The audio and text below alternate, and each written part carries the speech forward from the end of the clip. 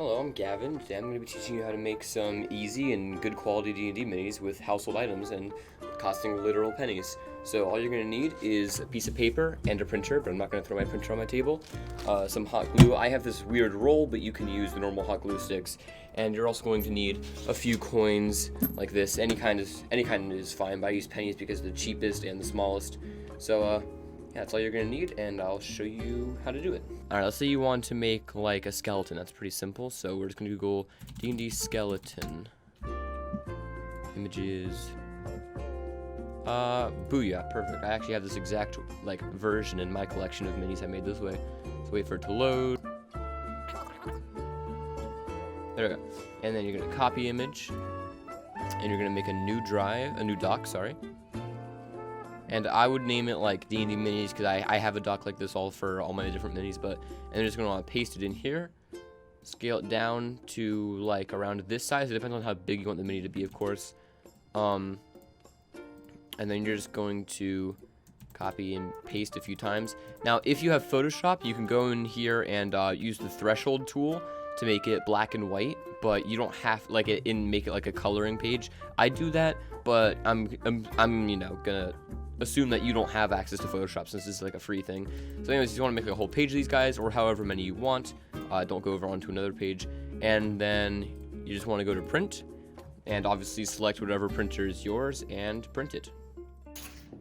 Alright, now that you've got your printed out minis paper like this, all you're going to need is scissors, and you're going to want to cut them out. I'm just going to cut out one since I don't need to make all these guys, but you just want to cut them out. And the way I like to do this, I like to leave like almost like a white outline around them. I'll show you when I'm done.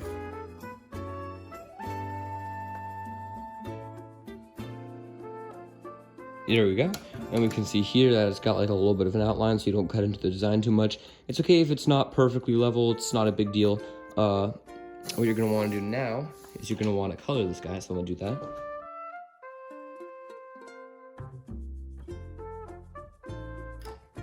I'm not the best color, but you can see looks pretty okay. And if you had more colors, or you could make it better, and if you had less colors, you don't have to color at all. I mean, black and white still looks fine. But then you take this, and you're gonna want to take your hot glue gun or whatever kind of thing. See, I don't actually have a hot glue gun, so I have this really ghetto technique. Feel free to copy it if you don't have a hot glue gun of any kind.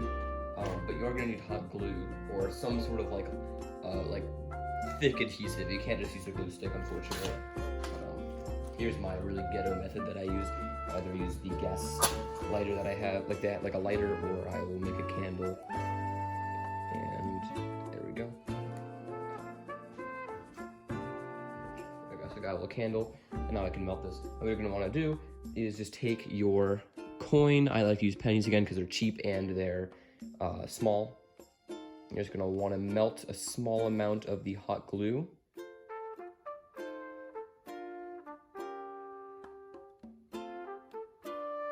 So, put it onto the penny, and then quickly put on your guy in the hot glue like that.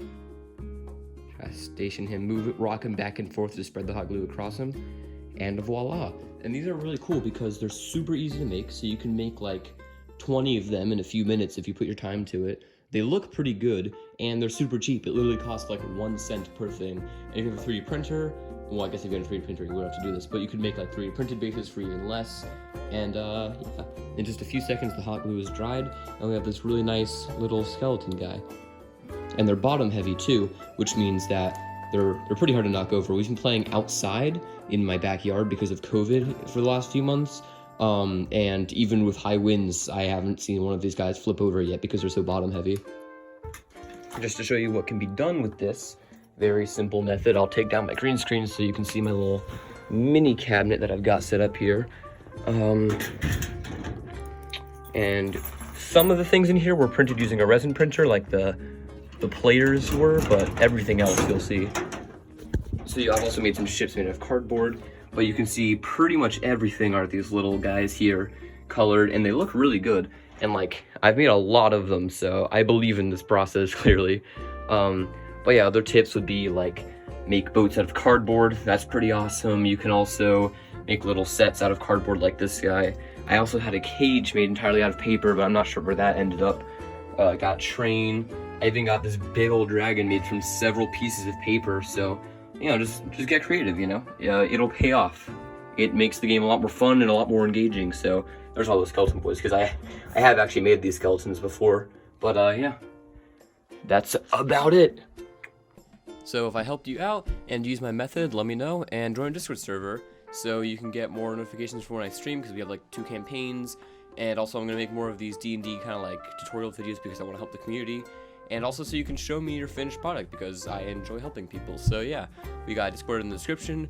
I'll probably have our campaign recap right here if you want to catch up on it. It's pretty cool, and that's about it. So subscribe, and I hope this helped.